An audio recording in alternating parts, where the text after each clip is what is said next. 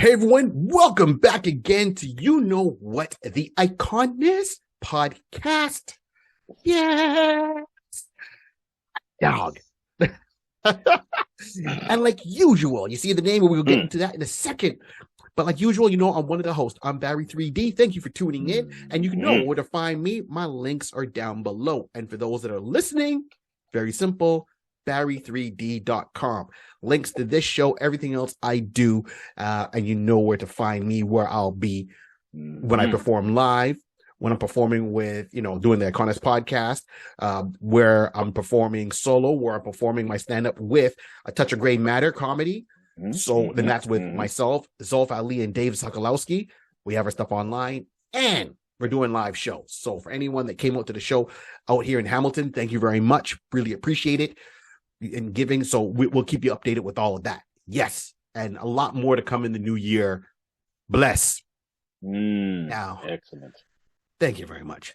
Can't do this show on my own because it'd be boring. No one wants that. No. So I had to go on. I went through and had to find someone that's going to keep up with my madness. Someone that I respect. Someone I look up to, someone I love as a brother, and I can say that, even though I do have a brother and he has a brother, but this one I do love as a brother because he's my cousin, the man, the myth, the legend, the one that only, who? I'm not going to tell his name. Who's my cousin? DJ Rod C. Yes, individuals, a wonderful world. Good day, good afternoon, good after morning. Welcome to another episode of Iconist. Yes! And it is, we can't say just yet. Right. So, not yet. We're almost there. So first, support the book, like the book support the show. And what I mean by that, if you're out in the kitchen area, please go to Wild Comics, tell Wes that we said hi. And if you're out in Montreal, check out Check Swings on the South Shore, go by and tell Trevor we said hi. And now the man who makes us look so pretty on this podcast all the time with our templates and all that. And if you need any work done, from posters to templates for your own show, a logo, something for your business, right? A sign, it doesn't matter what it is. If you need a great graphic artist that works with a good budget and time, you tell him a date, you'll get it to you. His name is, he likes it with the reverb. Rod, who am I talking about? Jade Bird Digital Art. Jade Bird Digital Arts. Yeah, man. You know, his links, you can see it his links and all his information at the end of the video got linked down below. You can't miss them. You'll find them even through our webpage. And if you hit our link tree, you'll see Jade Bird Digital Arts. And the main thing is right now, we've just passed Christmas. Merry Christmas. We're coming to the new year. Hope you're ready. Now, with Christmas, we did a lot of heavy shopping, and people are buying presents and buying food and all that stuff, and prices, everything is going up. So what did Jay decide to do? Very simple. If you mention the Iconist podcast, he will give you a discount. Ooh. Save where you can. Start off the new year. Right. Save your coppers while you can. We're going to get into 2023. So the more coppers you have, the more you can just put back into yourself. Ladies and gentlemen, Jade Bird Digital will give you that discount. Make sure you mention that, that you heard from us. Iconist. Right? Throw the extra S and maybe you get an extra 2% on that. I don't know. Okay. We don't know. We'll see. Jay come out like, no, not 2%. No! We got to say, though, Jay, thank you for all the work you've done, man, and the posters you've done for the Touch of Gray and all the stuff you've done for the Iconist podcast, and even for myself personally as Barry 3D. Man, thank you very much for hooking me up, and I'm always sending people your way because you was a man. Thank you, and he always replies to every video. He loves the reverb on his name, so thank you, Jay. This is to you. I hope you had a great Christmas, and all the best in the new year. Yeah, let's go. Let's go. Now, this is almost close to what Jay would like. Jay's into wrestling, right? Like, I'm into wrestling. Like, yeah. But we're not talking about wrestling this particular time. We are talking about the martial arts. Now, before we covered a character, the White Tiger. And we mentioned these individuals. And we said we would get back to it because I know sometimes we're saying, hey, we're going to get back to it. And we don't get back to it. We're bad on that. Shame on us. Yeah. Yeah. But we back on this one. We back on this one. We back on this one. Back on this one. So we back with what? Sons of the Tiger. Tiger Claw. We've watched a lot of Shaolin movies and Power Rangers and Kung Fu movies and the Shang. Yeah, that's right. It's not even Shaolin. It's not even Shaolin Kung Fu. It's Gung Fu, as they say it, right? Fu. Yo, Gung Fu is very strong, right? That's how they sound. Like Mystery Chinese Theater. Oh, yeah, or whatever. Yeah. Shaw Brothers. Let's go. Listen, I think, you know what, because of you now saying Shaw Brothers, we still got a couple of days left for the year. You know what, the beginning of the year, I think I'm out to just find some old movies, some Shaw Brothers, and play it in the beginning of the year. Just start the year right.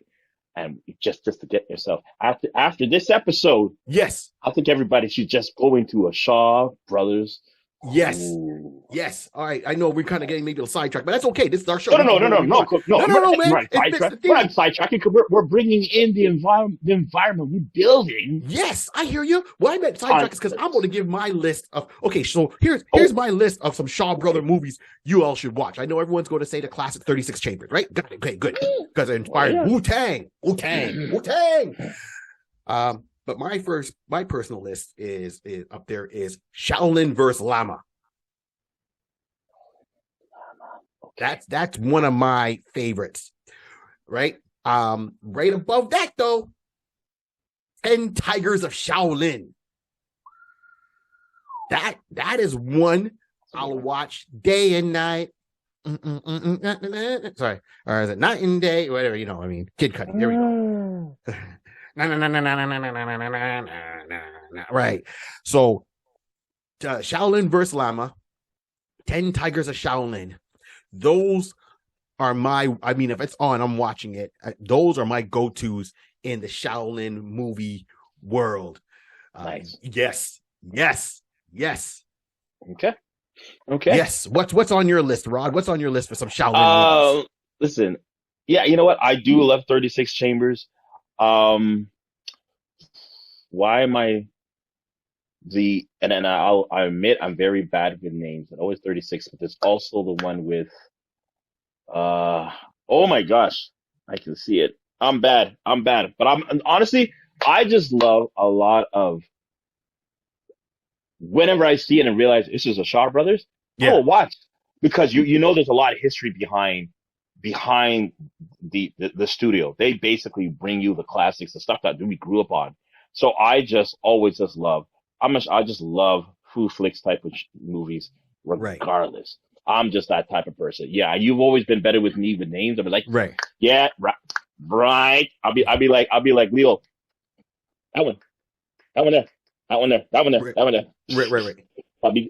in the Leo. That one there. Yep. Right. But see, I'll hit one more, man. And then the top round off my top three. It's Shaolin versus Ninja. Why does that? Yes. Right. Yes! The reason, and I'll tell you the reason why for Shaolin versus Ninja. Shaolin versus Ninja because at one point the two main guys are fighting at the end, right? And one guy's busting out he's dressed as a ninja, busting out his ninja technique. And at one point he turns around, he starts doing a move, and the guys are, "What are you doing?" And he's like, "It's crab style." And he puts his hands up like a crab, but he's got his legs open, and he's moving around with the MC Hammer, typewriter dance. Right. Before Hammer did it, it was crab style. Right. That's it. Five deadly venoms. That one. Yes. See, I had to see the cover to remember. I'm like, right. I had to pull it up. Right. Woo. Okay. The kid with the golden arm. Ooh. Listen, anyways, we won't even get. Now we're talking Marvel. We'll get. That's going into like anyway, stop breathing. Okay, ladies and gentlemen, focus. It reminds me of that game I'm playing right now, Persona 5. Focus. So, okay, cool. That being said, we are talking about Sons of the Tiger.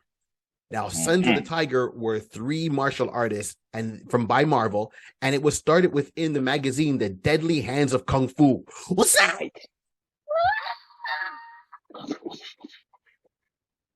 Let's do it. Let's do it. Oh, jeez. Lord help me. Why am I so crazy that way? So the Sons of the Tiger came out in issue number 1 of The Deadly Hands of Kung Fu, which was, as we told you before, with the White Tiger, April of 1974.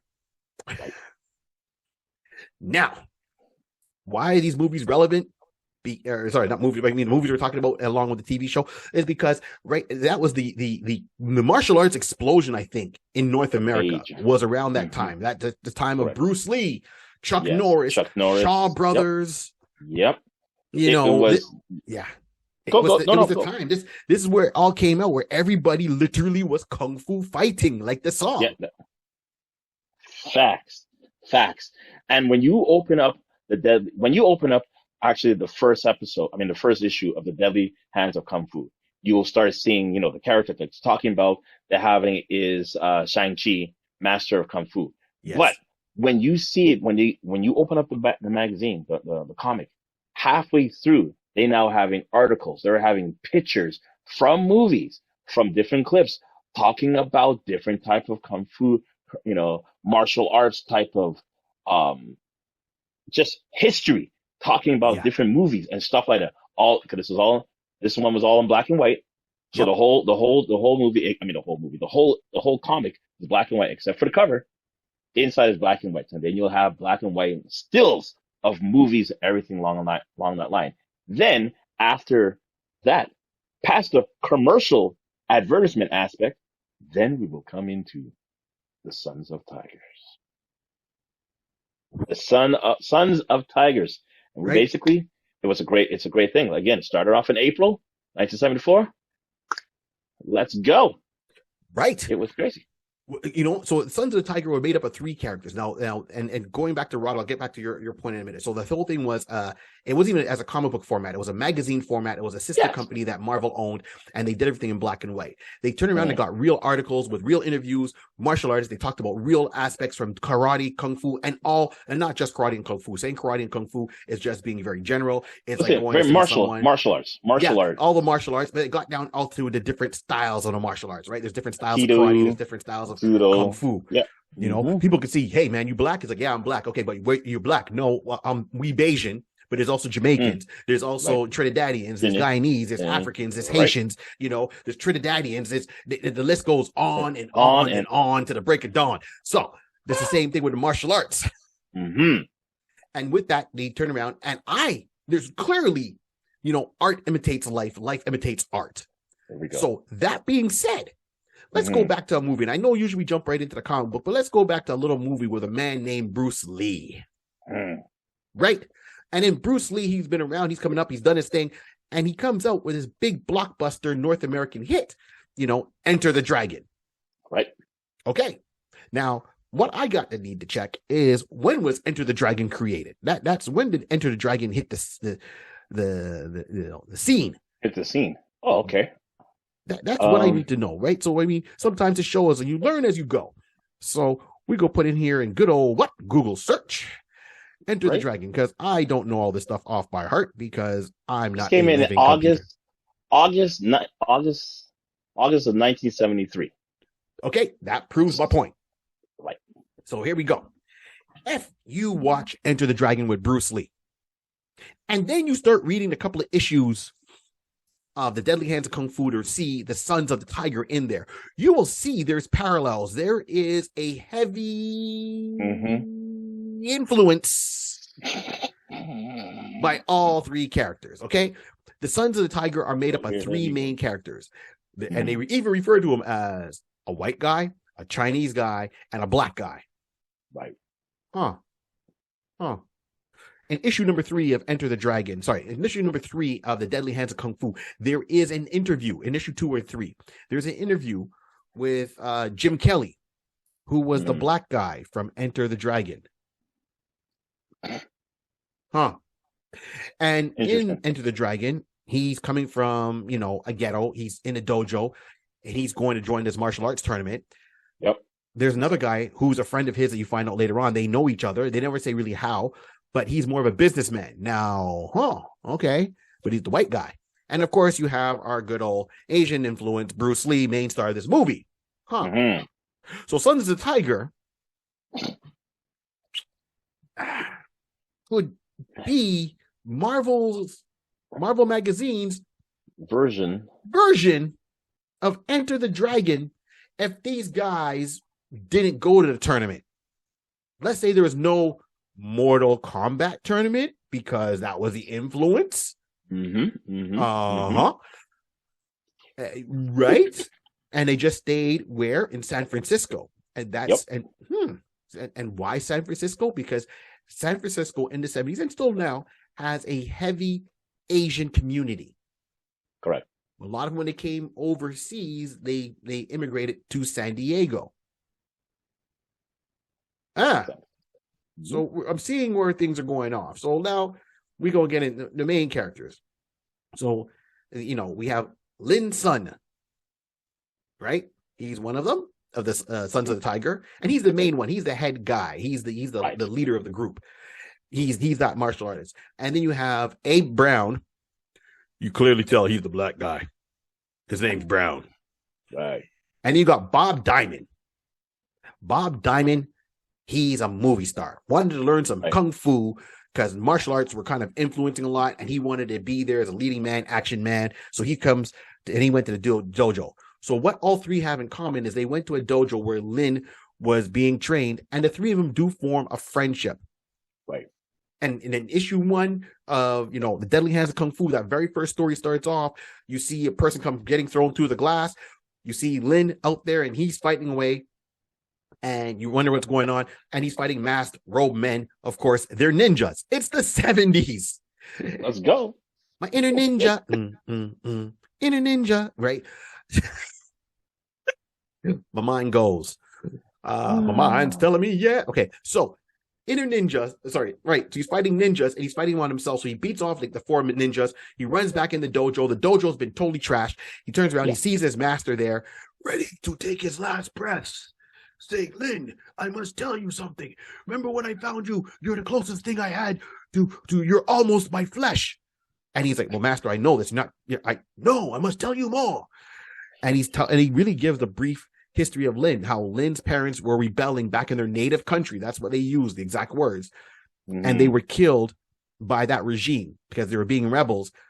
And Lin's master found him when he was younger. Lin was just a baby in his mom's arms. He got shot, and he took Lin and raised Lin from being an infant to the man he is. And, of course, he got Lin, came over to San Francisco, opened his dojo, and they thought it was retaliation because he was teaching Westerners their secret ways.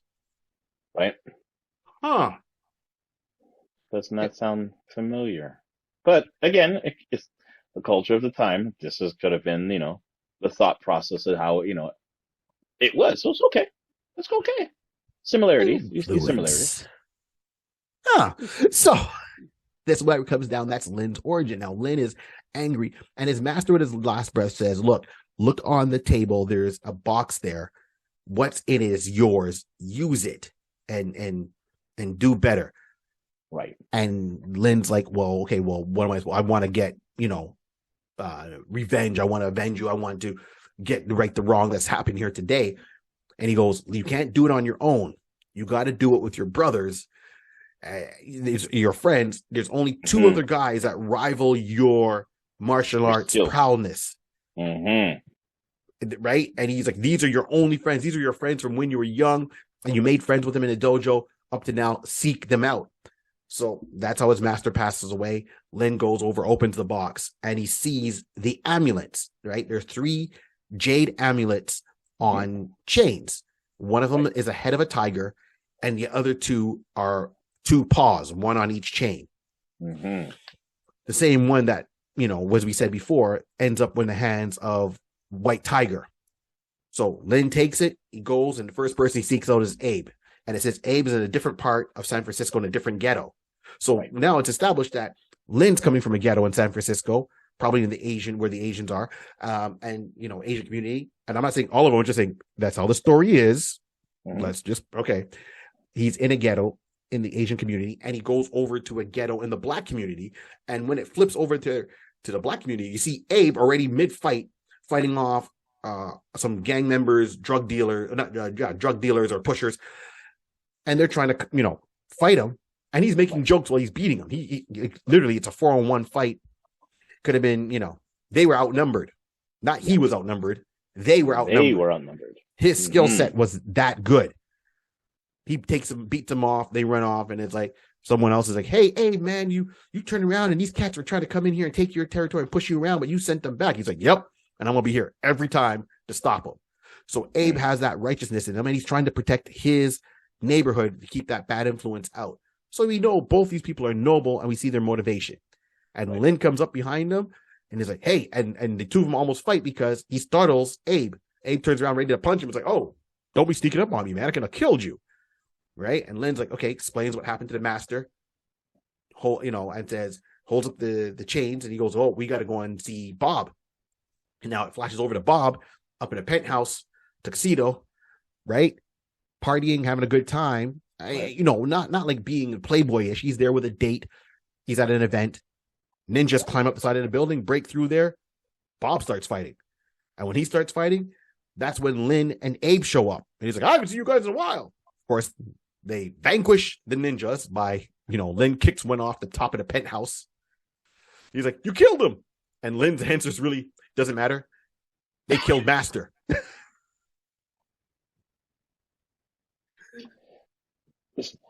In those days, the writings was just, it was just black and white. In the sense of there's no gray. I'm like, I don't know if maybe I shouldn't have killed the master. What's fair is fair. Oh, that makes it okay. It makes it okay. Okay, if you really want to go from that particular way of looking at thank you, Bob. Lynn, I think. Right? Like literally kicked him. He's like, "You killed him. You killed the master." Okay. So he explains what happened, holds up the medallions.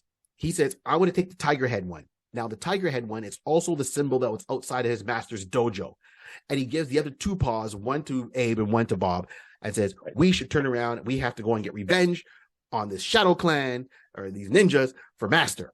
And they turn around and say, "Man, we're not getting into that. We're just here to hear you out. We're not going to get into the revenge thing." He's like, "Fine, I'll do it on my own." And they kind of give each other glances. And then some reason they just change your mind suddenly, saying, "Yeah, okay, we'll come with you." Yeah.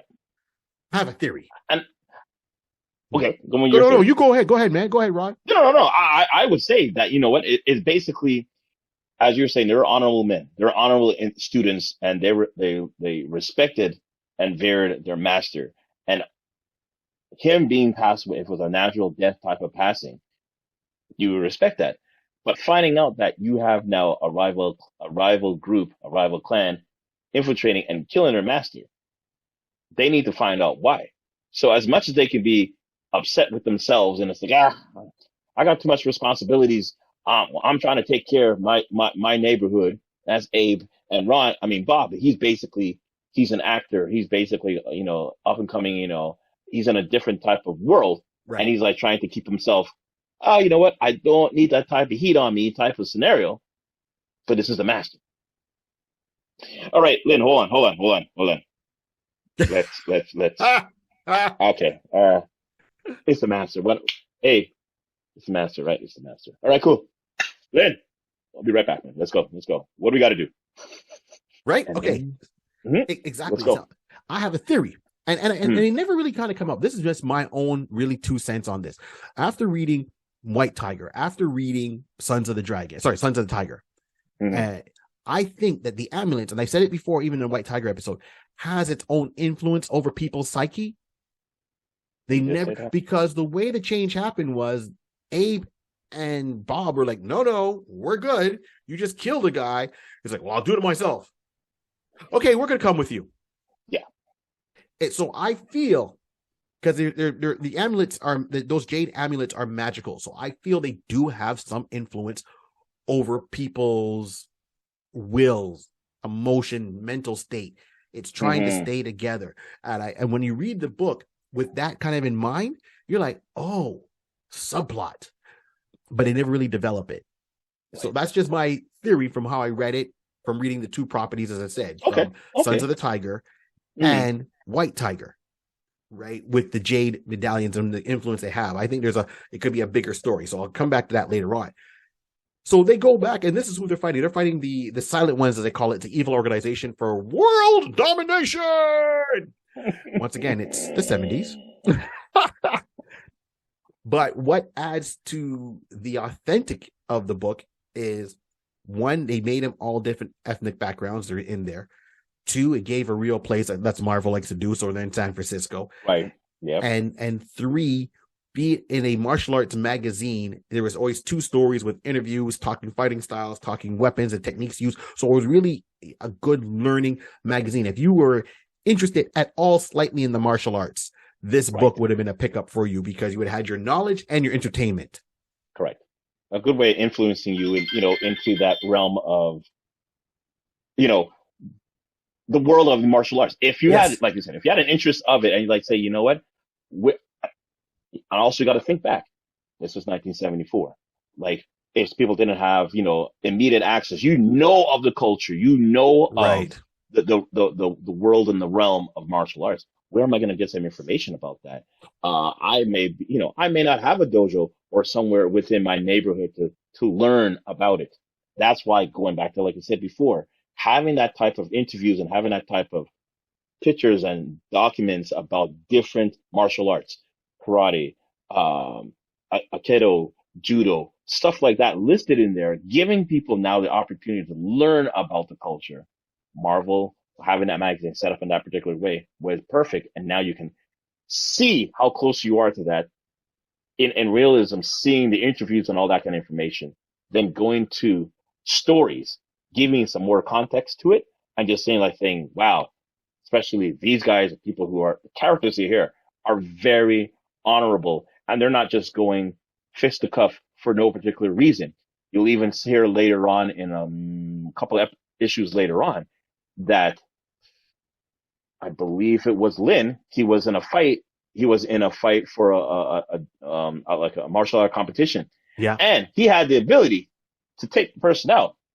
Master taught me not to fight. I mean, not to fight with anger.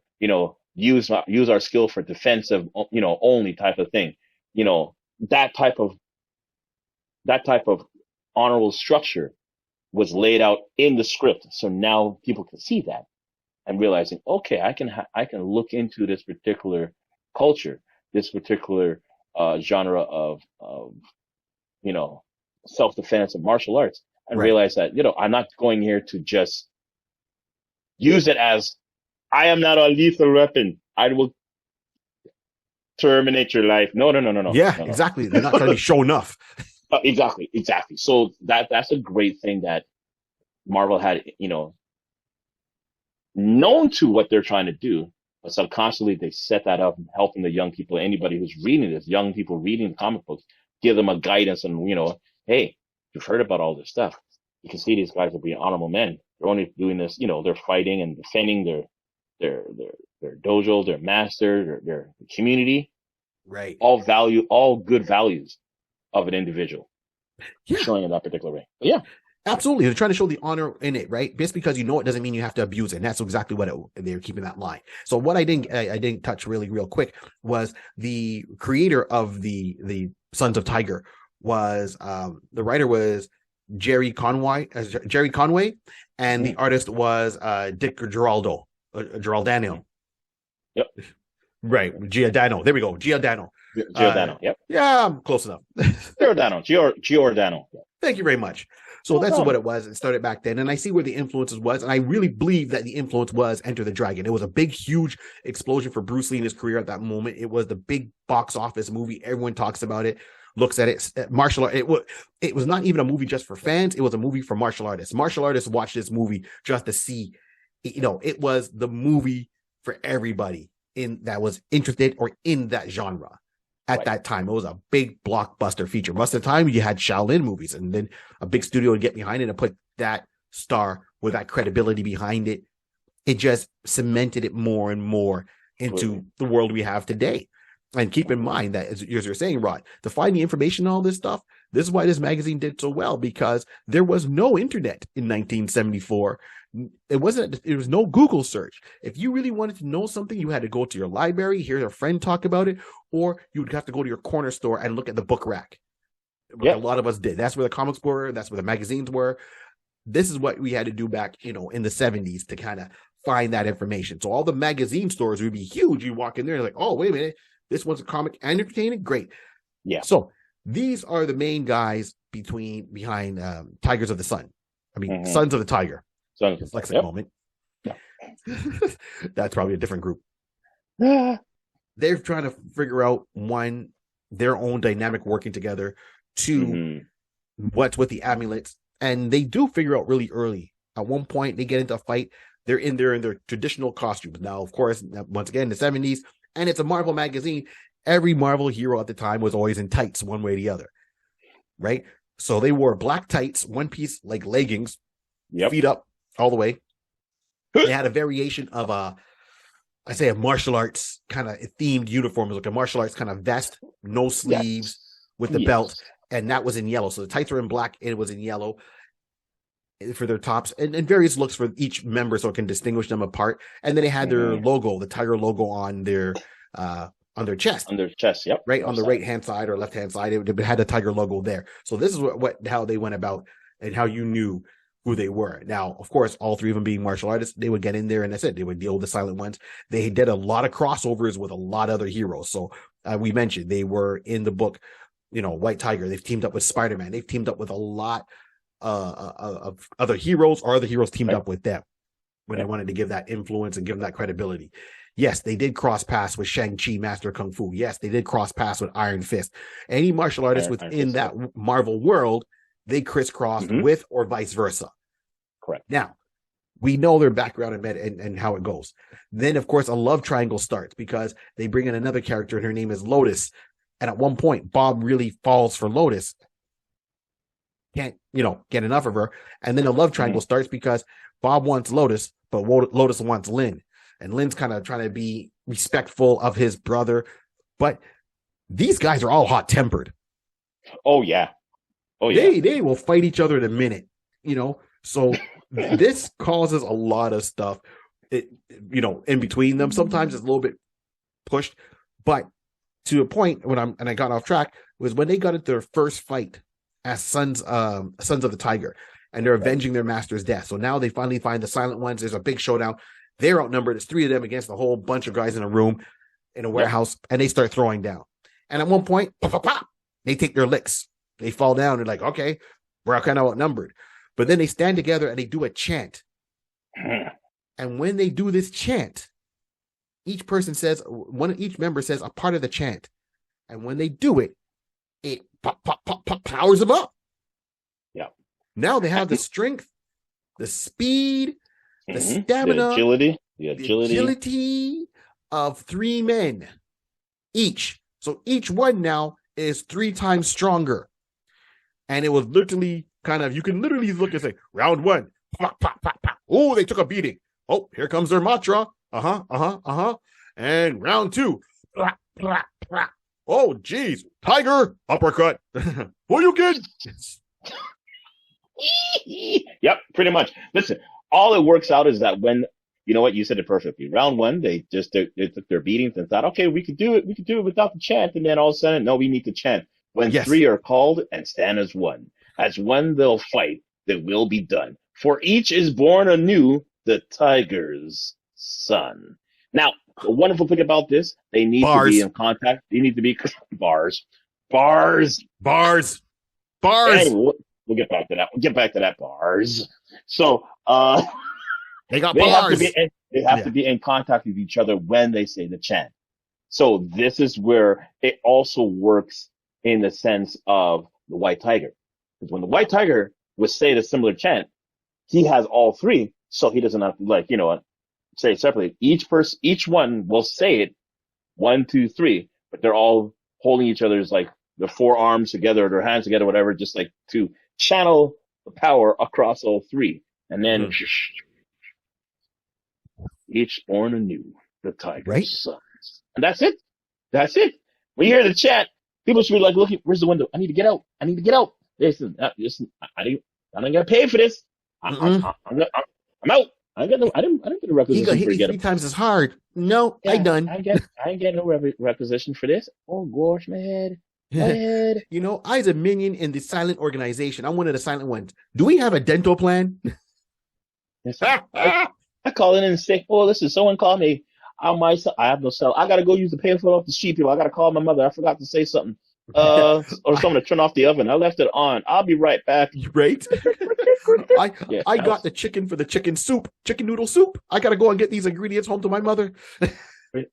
I'll be back. I'll be wink wink back by public transportation in San Francisco. Yeah, hilarious. See you never. Ding ding ding ding ding ding. But seriously, it is crazy that by this point they are now their power is it's like the harnessing of power is among them. As I say, you feel the electricity in the air. You feel a shift, and if for a brief second they say you see an image of a tiger surrounding all three of them, and at that point, that's when I'm like, I'm out. I'll talk to y'all later. I'll be like, John. Yeah. Hill. I'll see you guys back at the base. I'll be back. I'll see you guys. I left something in the truck. I left the iron on. Right? It's almost like Power Rangers back in the day. It's like more, Dragon Zord. He's calling out. He's not even turning into a dinosaur. He's turning into a mythical Godzilla creature. Yeah. I'm out. I left something in the truck. I think I left the car running. Let me go and check because I said low fuel when we got here, and I don't want to be driving away, and we ran out of gas. Right. No. So that's the run of Sons of the Tiger. Now, it ran, solidly backup issues or stories were in, the Deadly Hands of Kung Fu from issue 1 to issue 19, even though the series ran for 33 issues. Now, up to 19, it was pretty much Sons of the Tiger. And then they started to transition within that point because it's coming to the end, and this is where the fights were coming down, into the White Tiger coming on board. But key moments is that at one point, Power Man and Iron Fist show up in the series, right? Along with Colleen Wing, and she's one half of Daughters of the Dragon. I think we will have to have a conversation about that one. Yes, we got to tie this whole world together. So, with all that knowledge that we've dropped right there, now, of course, you hear some of the names. Now, here's one name that really transitions over, and that's Abe Brown. Abe, the rest kind of do their own thing and they kind of fade away, but Abe still stays within the Marvel universe. Right. I mean, the other two are still there, but Abe still stays around because you find out later on, Abe is the brother to the Prowler. Oh, Hobby Brown. Right? And if you remember watching Spider-Man Into the Multiverse, Hobby Brown is there as the Prowler. They still could have brought in Abe. Abe might come in the second one. We don't know. But Abe came back in as Black Tiger, which wasn't too long, but yeah. Now, keep in mind that even though these heroes, after a certain issue, got rid of their amulets, did not take away their skill. Right. They had the skill before the amulet. So they still, it's not like, we give away the amulet, we can't fight no more. Oh, no, they can still throw down all three of them. It's just that it's really interesting how Abe Brown was really the brother of Hobby, who became the Prowler, who was a villain, and then turned kind of being an anti-hero or hero. And then so his existence has gone back and forth with Hobby Brown. But that I find is very interesting, and they only touch on very lightly. Now, of course, these characters are shown up in other media. They've shown up in different shows within, the Marvel realm. I'm talking not live action, and this is why we're talking about it, but in the cartoon shows, so forth. Right. So this is what brings us down to our point right now. With this show, or with this, we keep saying show, with this comic, it's a little bit generic. It was really, hey, martial arts are hot. What we do? The Enter the Dragon is hot. Well, what if we take the three main guys from Enter the Dragon that everybody likes and kind of make our own version of them, exactly how they were with Bruce Lee. I can't remember the other guy's name, and Jim Kelly from Enter the Dragon. And forgive me, I'll have to look it up and mention that later on. So can they come back in the Marvel Cinematic Universe. And when I say cinematic universe, I'm talking, can they come back and have their own cartoon series? Can they have their own movie? Can they have their own limited series show, or maybe just even a regular run TV show? Okay. Okay, so first of all, we're talking about them because I say yes, they can. It's not even I think so. I say yes, they can. Mm-hmm. But they would have to really make a twist on the subplot to kind of keep that going. Oh, yeah, for sure. Yeah, I just don't know what angle I want to see it go. I know what elements I want to have in it. And the main focus is like, we know the 3 martial artists, we know the silent ones. It can be, the organization can be, make it the Hand, make it a division of the Hand. Right. If you're going to be talking about ninjas within Marvel Universe.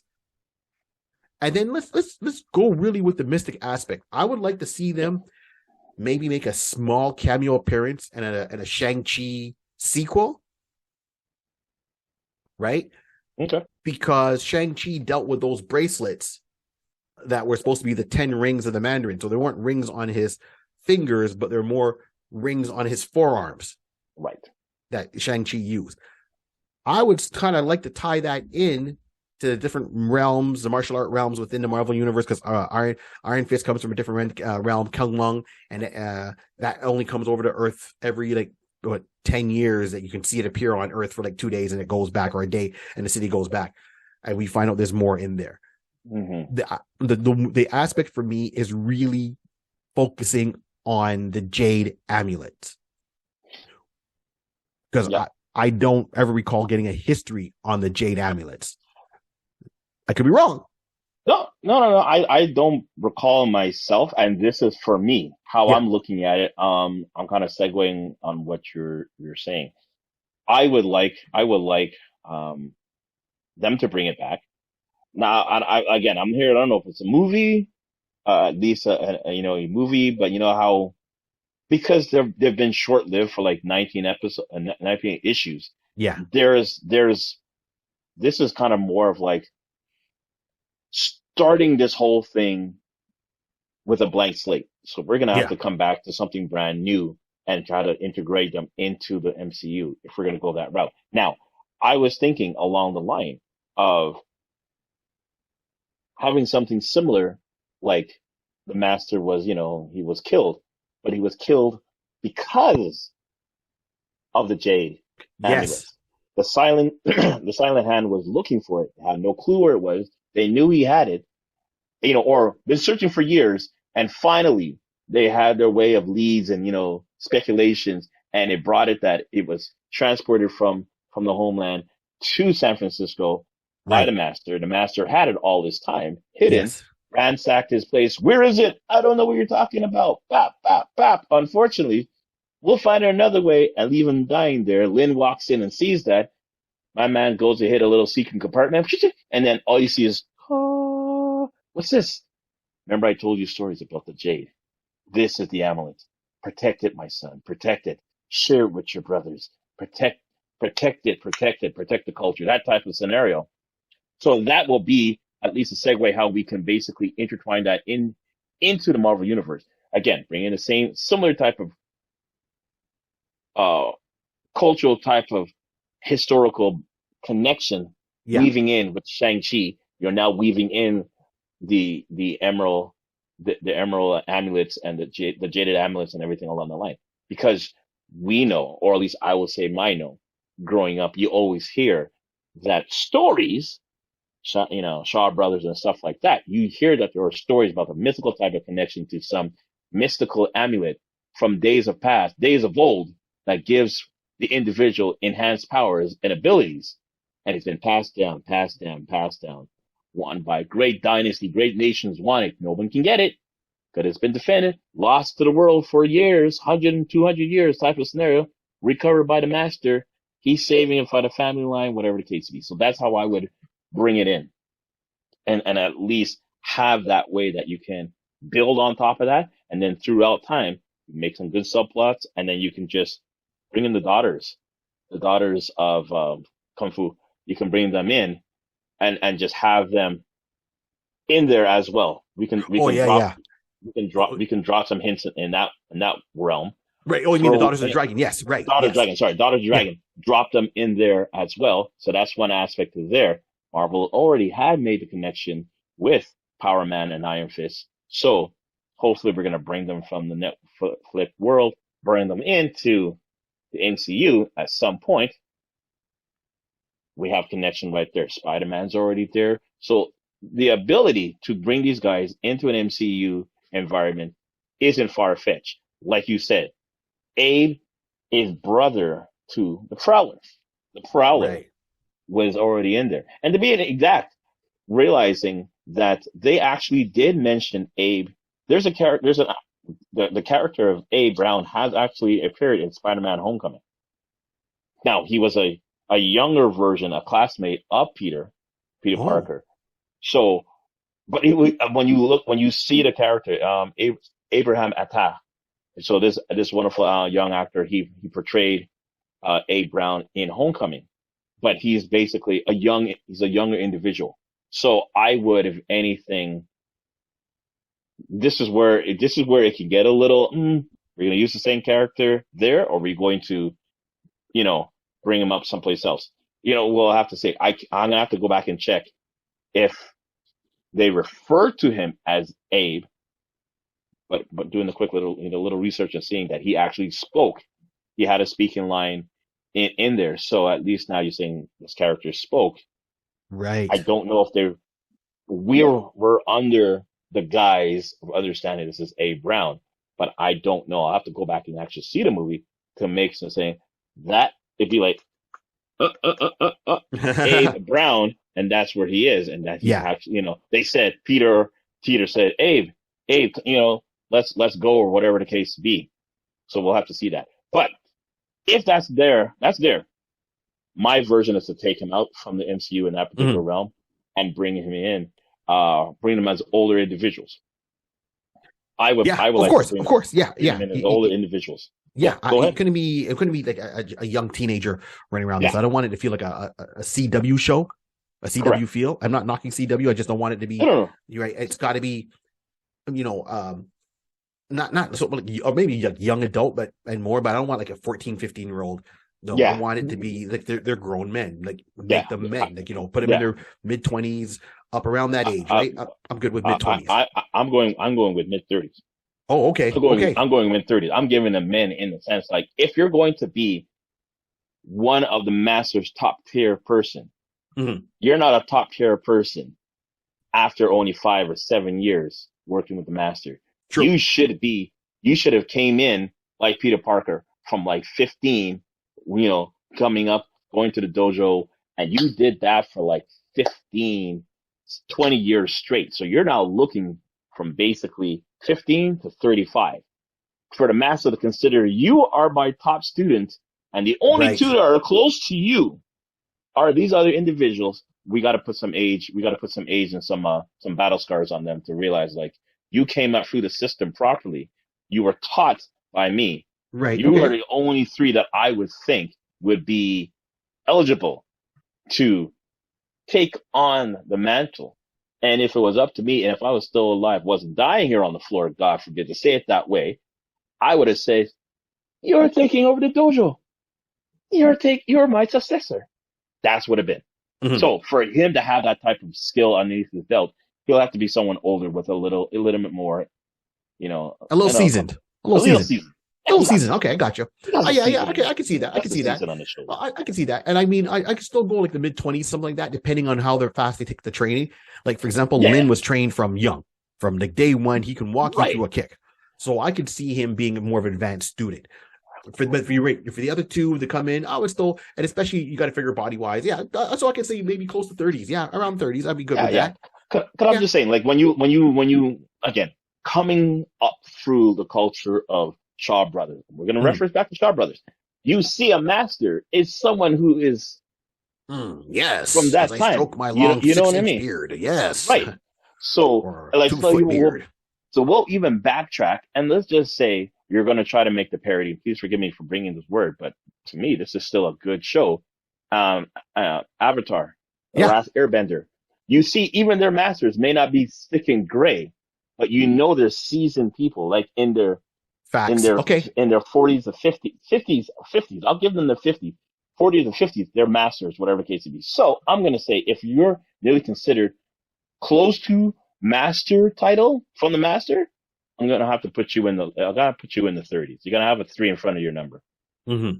That's how I look at it. So that's I'm know I'm going off everybody. I apologize, but it's just for me to break it down like that. So I don't know if you want to. Yeah, sure. We Let's can break okay. it We can down do to our best here. So, all right. So yeah. with that, all right. So I hear you. So my whole thing would be, if I had to turn around and really, and I'm trying to give some thought about it, Mm-hmm. I would I put him in a big budget movie? No,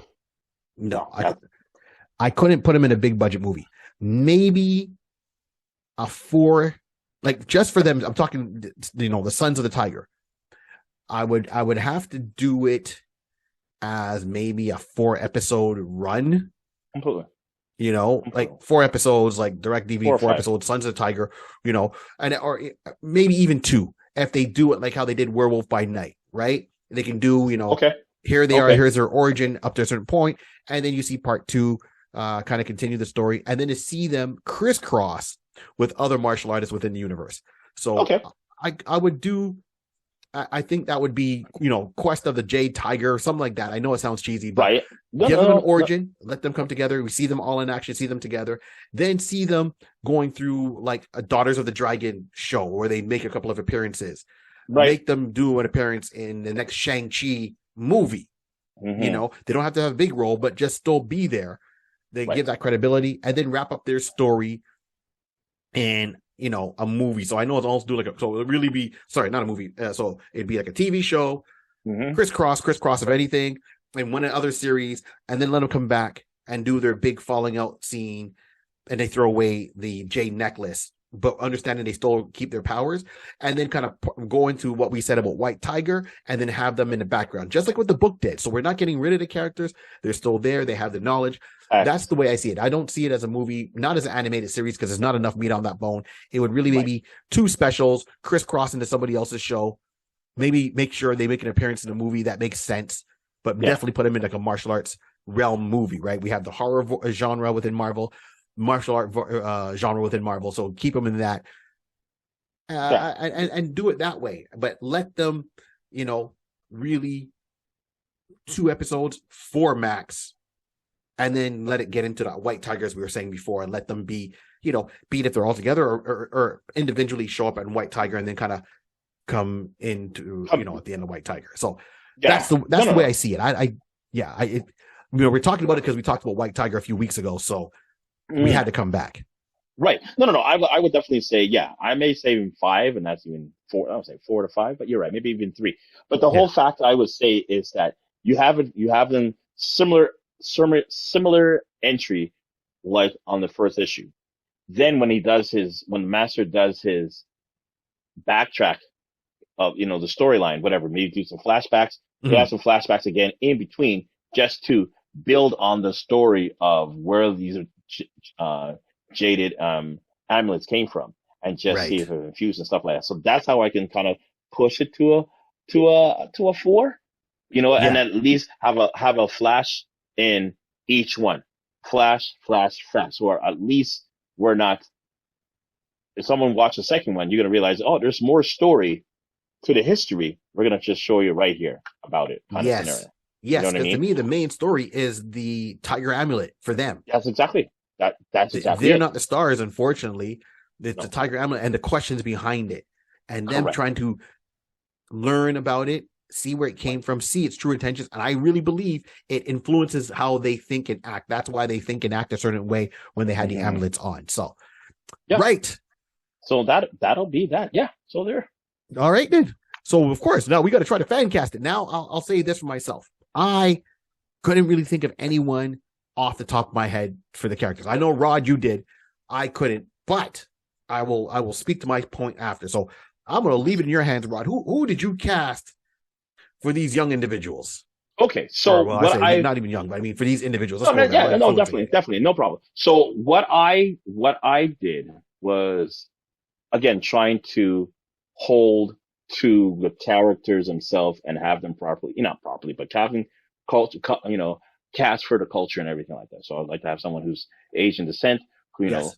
African American and Caucasian, and I wanted someone who, at least people who have the ability to do martial arts and they are capable at least to portray that they can do that kind of work. So I will say it was kind of trying to figure out who and what I was going to find. I will admit, indirectly, first issue, in part of the in between, like the interviewing parts or whatever the case be. Right. They showed a clip. They showed a picture of Kato. No, not Kato. No, was it Kato? I think it was Kato. Or Right. sorry, Right. Bruce Lee, who was a Kato in that regard type of scenario, or something like that. So it Yeah. made me think of, Kato. Okay, no, let me find out. And then remember Black Mask, Jet Li. Yes. Yes. And then I thought, okay, cool. And I went looking and realizing, Jet Li, it might be a little bit older than the age bracket I was looking for. They made a Black Mask too. Right. So I didn't know about they made a Black Mask too, City of Mask. Right. That individual who was the lead for that was Andy Ong. Andy Ong would be Lin.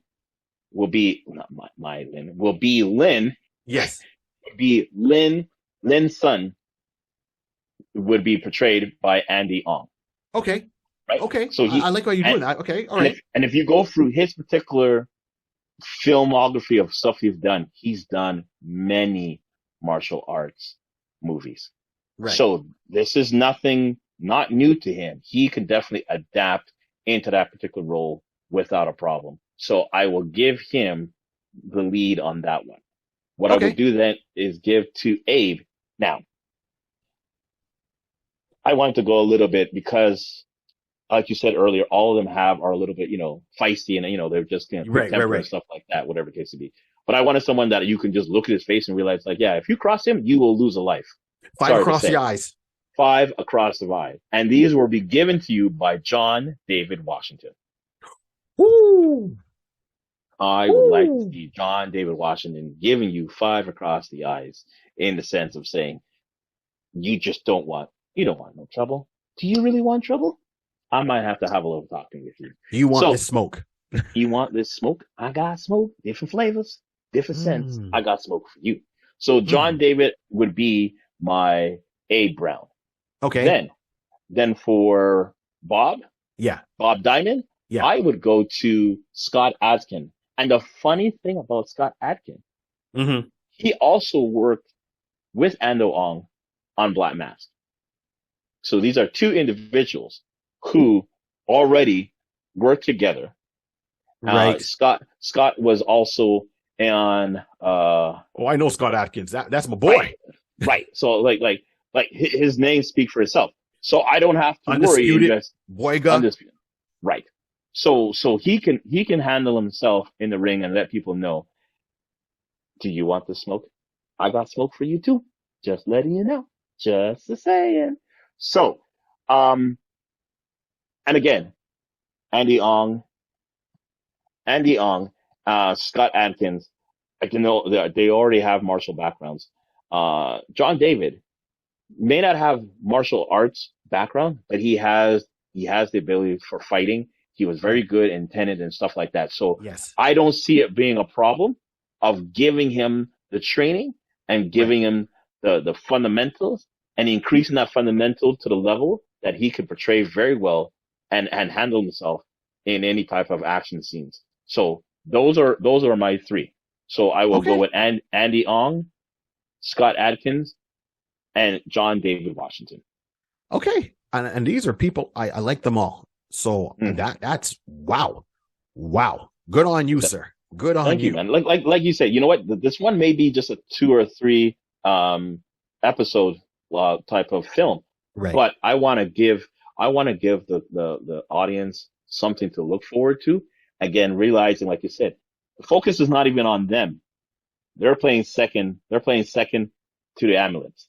That's the main thing.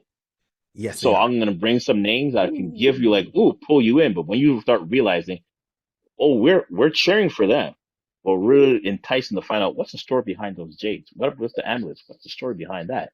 So when they do disband, they have the ability that they can come back later on and make guest appearance in other shows, other movies without a problem. Right. And when you see them from afar, you're like, that is John David. That is Abe Brown. So now we made the connection very easy. That's Andy O. Yo, that's listen. We're coming for you. Scott's here. Oh my gosh, we're gonna lose our minds. Yeah, that's what I want. We're powerful without the Jades. Imagine with the Jades. Right. Okay. I like that. I like all those picks. I'm not even going to lie. I think those guys are like some really, there's no buts about it, man. Those are really good. I know probably I'll even steal some of your list for maybe future down the road. But that being said, so here it comes out. From my side, I was looking, I really wasn't finding anyone that play the role. And then I had a thought, let me go old school Hollywood, what Hollywood used to do, where they would do a casting call. But what they used to do for a lot of the action movies is they would do casting calls, or they would go and they would send scouts out to the martial arts tournaments that would be happening around the country. And a lot of those martial artists would also be like putting in resumes to act for different movies. Because this here, I understand that the story, they don't have like the big villain. There's no, like Deadpool has his villain and Spider-Man has his villain and so forth. They don't have their villain. They have an organization they're fighting. They got a couple of people that might be the face. So we got to beef it up what? With the martial arts aspect. If you're going to watch a martial arts show, movie, anything like that, it's got to be, and it's in the Marvel universe, it's got to be over the top, right? I even though the magazine's based in realist, I don't want to see a fight end in 2 seconds. No, this is really supposed to be, give me the 64 movements like they did in the Matrix as one sequence. That being said, let me get some martial artists that do have acting experience that are unknown. Right. Bring them to the forefront. This could be the gateway to somebody else's career starting off. You never know. Yep. So for example, when I remember watching Power Rangers, the original one here in North America, years ago, and rest in peace, Jason David Frank, did not know him until he came on that show. Right. And then look how far he went. Didn't know, the rest of the cast, Austin St. John, and all those actors, right? Johnny Bosch.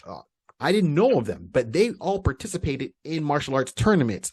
But of course, at the same time, they had acting career. They did acting lessons. They did acting. They had a resume. They're trying to get into the business. And for some of them, really went far. I mean, Jason David Frank. Look how he took the Power Rangers. He kept Power Rangers alive, in my opinion. Right. Like the franchise overall. Johnny Young Bosch. He stole a martial artist and became a voice actor for a lot of known properties. So he was the voice of Vash the Stampede, for example. He was the voice of a ton of other, voiceover property. That was his job. But he's still a wicked martial artist. If you watch him in the Power Rangers movie, right, where he gets, this upgrade, they get the upgrade to the new Zords, and he gets Frog. And he's like, I get the Frog when they're a ninja.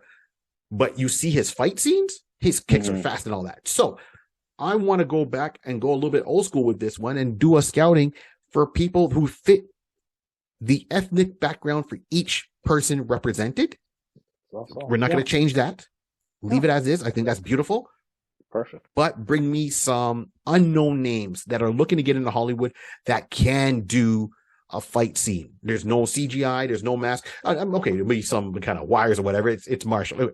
But to add all that in, get that in there. Someone that can say, hey, I really know the style. What style is this guy fighting in? He's fighting in this style. Okay, I can do it.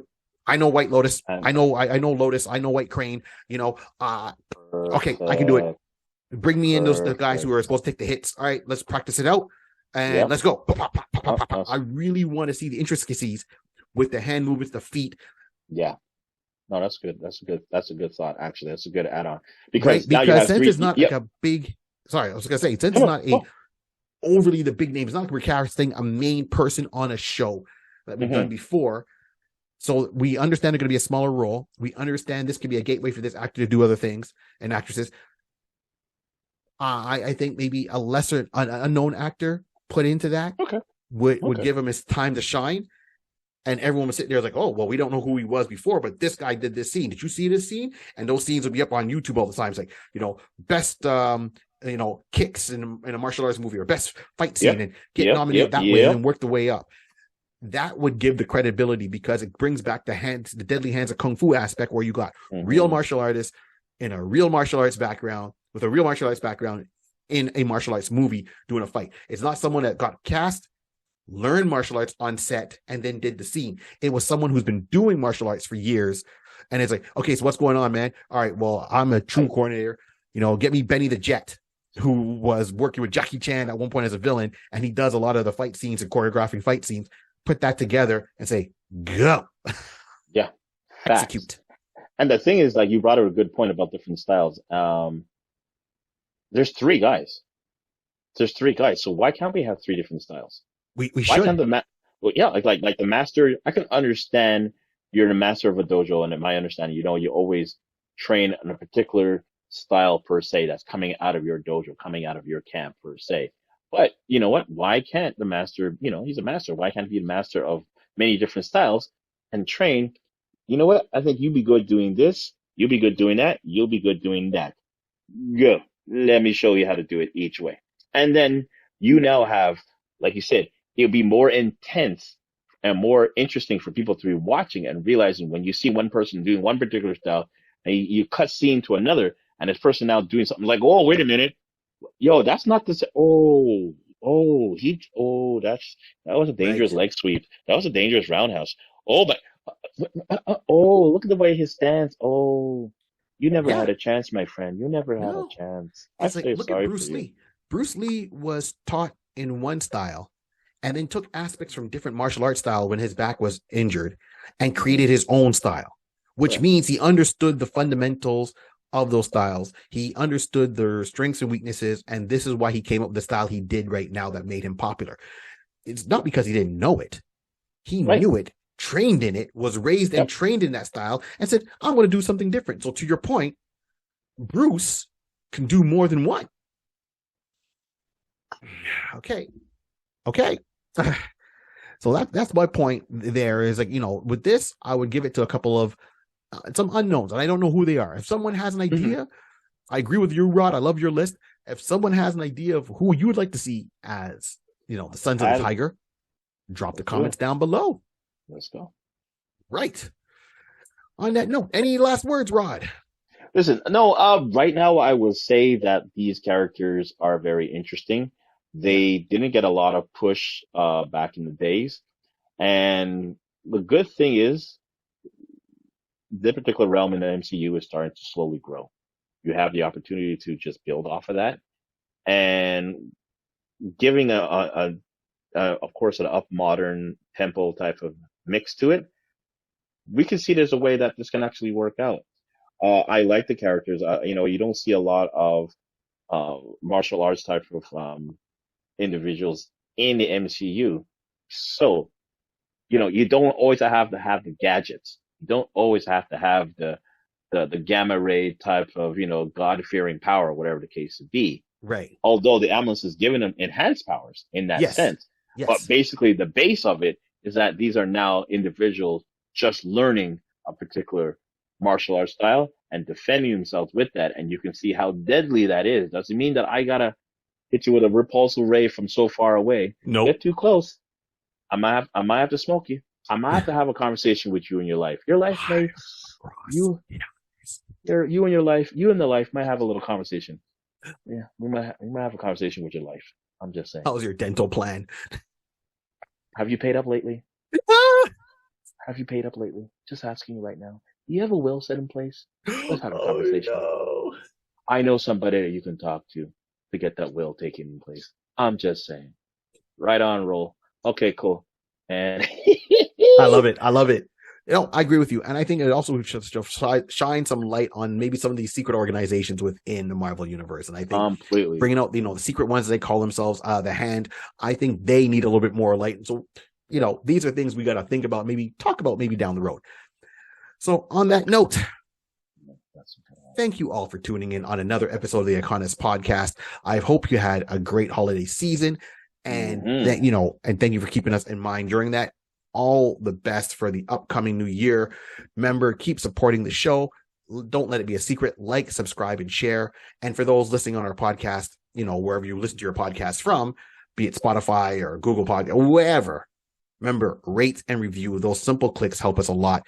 And also, sign up, join the page. And if you want, you can always help the page grow by joining our Patreon or sending a donation over to our coffee page, and we go from there.